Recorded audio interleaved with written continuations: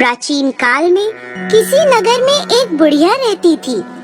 वह प्रत्येक रविवार को सुबह उठकर स्नान आदि से निवृत्त होकर घर के आंगन को गाय के गोबर से लीपकर स्वच्छ करती थी। उसके बाद सूर्य भगवान की पूजा करती, फिर भोजन तैयार कर सूर्य देव को भोग लगाकर स्वयं भोजन करती थी।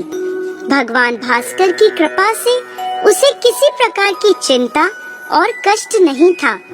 धीरे धीरे उसका घर धन धान्य से भरता गया। उस बुढ़िया को सुखी देखकर उसकी पड़ोसन उससे जलने लगी।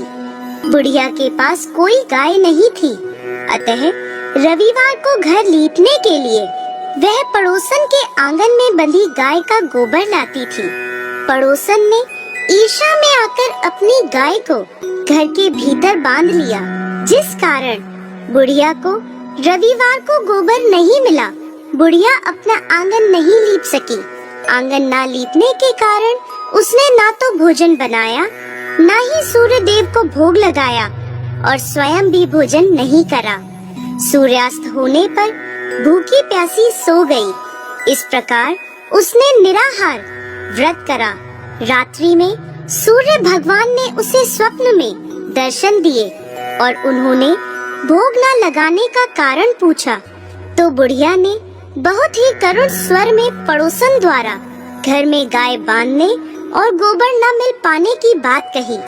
सूर्य देव ने अपने भक्त की परेशानी का कारण जानकर उसकी परेशानी दूर करते हुए कहा, माता, मैं आपकी भक्ति से प्रसन्न हूँ। मेरा व्रत करने और कथा सुनने से निर्धन को धन और बांझ स्त्रियों को पुत्र की प्राप्ति होती है। इसलिए मैं आपको एक ऐसी गाय देता हूँ जो सभी इच्छाएं पूर्ण करती है। स्वप्न में बुढ़िया को ऐसा वरदान देकर भगवान सूर्य अंतर ध्यान हो गए। प्रातः काल सूर्योदय से पूर्व उस बुढ़िया की आँख खुली तो अपने घर के आंगन में एक सुंदर गाय को देखकर वह हैरान हो गई। पड़ोसन ने उस बुढ़िया के आंगन में सुंदर गाय को देखा तो वह उससे और अधिक जलने लगी। जैसे ही गाय ने सोने का गोबर किया, पड़ोसन की आंखें फट गईं। पड़ोसन ने उस बुढ़िया को आसपास न पाकर तुरंत उस गोबर को उठाया और अपने घर ले गई तथा अपनी गाय का गोबर वहां रख आई। बुढ़िया को सोने के गोबर के बारे में पता ही नहीं चला और बुढ़िया पहले की तरह भगवान सूर्य देव का व्रत करती रही और कथा सुनती रही। पड़ोसन की चालाकी देखकर एक दिन सूर्य भगवान ने तेज आंधी चलाई, जिसके कारण बुढ़िया ने गाय को घर के भीतर बांध लिया। सुबह उठकर बुढ़िया ने गाय का गोबर देखा तो उसे बहुत आश्चर्य हुआ। उस दिन के बाद बुढ़िया गाय को घर के भीतर बांधने लगी। सोने के गोबर से बुढ़िया कुछ ही दिनों में धनवान हो गई। अब पड़ोसन बुरी तरह जल भुनकर राख हो गई। जब उसे सोने का गोबर पाने का कोई उपाय नहीं सूझा तो वह राजा के दरबार में पहुंची और राजा को सारी बात बताई।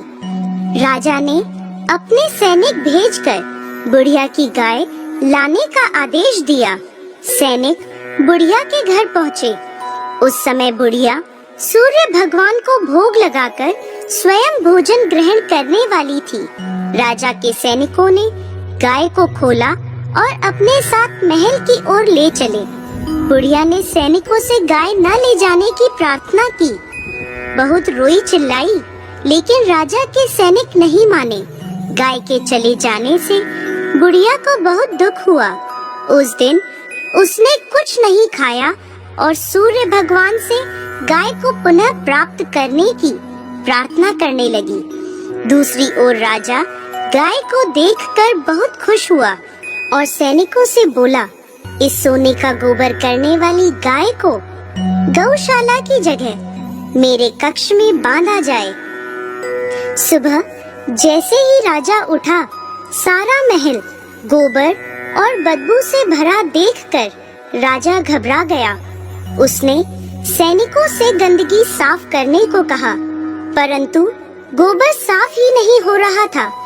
जितना साफ करते वह उतना ही फैल जाता। यह देखकर राजा क्रोधित हुआ और उसने पड़ोसन को राजमहल में बुलवाया और उसे दंडित किया। इसके बाद राजा ने तुरंत बुढ़िया को महल में बुलवाया और उससे क्षमा मांगते हुए सम्मान सहित गाय लौटा दी। तत्पश्चात राजा के महल से सारी गंदगी दूर हो गई। तब बुढ़िया ने राजा को रविवार के व्रत की और भगवान भास्कर द्वारा गाय दी जाने की सारी बात बताई। राजा ने अपने राज्य में घोषणा कराई कि सभी स्त्री पुरुष रविवार का व्रत किया करें